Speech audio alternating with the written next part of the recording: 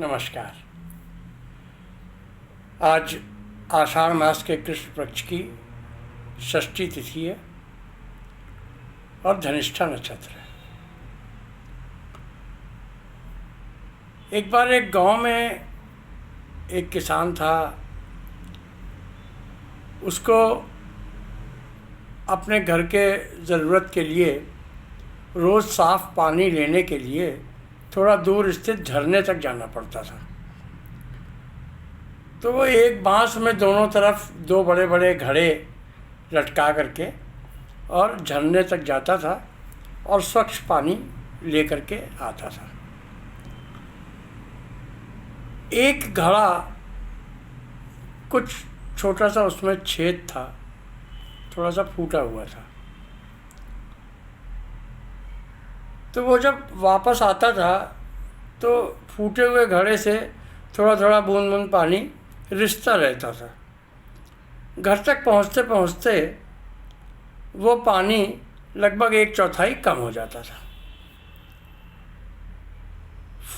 फूटे घड़े को इस बात का बड़ा अफसोस होता था और बड़ी शर्मिंदगी होती थी कि मैं पूरा पानी घर तक नहीं ला पाता और फूटा होने की वजह से पानी थोड़ा सा गिर जाता है।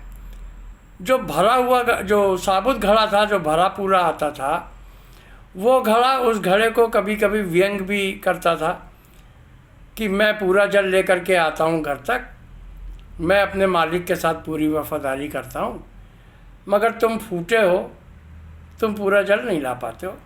तो इस वजह से वो घड़ा कुछ शर्मिंदा रहता था। रोज़ का यही नियम था। एक दिन उस फूटे घड़े को कुछ शर्मिंदगी अधिक हुई तो उसने किसान से कहा कि हे मालिक, मैं बहुत शर्मिंदा हूँ। क्यों? मैं थोड़ा सा मेरे में छेद है, कमी है, जिसकी वजह से पूरा जल घर तक नहीं आ पाता। आप तो मेहनत पूरी करते हो, परंतु मुझ में ही कुछ कमी है जो मैं पूरा आपकी मेहनत को पूर्ण नहीं हो पाती और दूसरा वाला घड़ा पूरा भर कर के आता है और मैं थोड़ा सा कम जल ला पाता हूँ। इसलिए मुझे बहुत हीन भावना रहती है। तो उस किसान ने कहा कि अच्छा, आज चलते हैं, लौट के आएंगे तो तुम अपनी तरफ पीछे सड़क की ओर देखते हुए चलना। यही हुआ। जब वो किसान झरने से जल भरा, दोनों तरफ मटके लटकाए, तो जो रिश्ता हुआ घड़ा था वो जब किसान चल रहा था तो घड़े ने पीछे की तरफ देखा तो उसने देखा कि उसकी साइड में बड़े सुंदर रंग बिरंगे फूल खिले हुए थे। किसान घर आया, घड़ों को रखा। घड़े ने फिर कहा कि मैं देखिए मालिक, आज भी मैं पूरा जल नहीं ला पाया, कम ला पाया हूँ।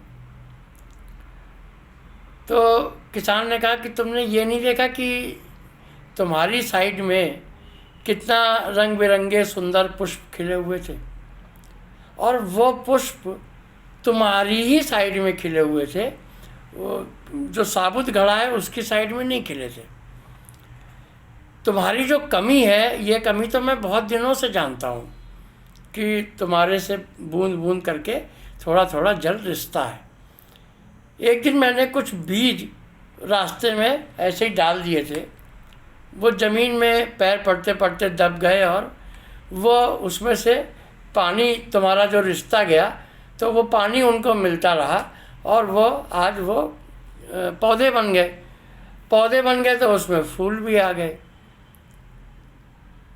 तो ये फूल अब मैं लेकर के आता हूँ और भगवान को अर्पित करता हूँ।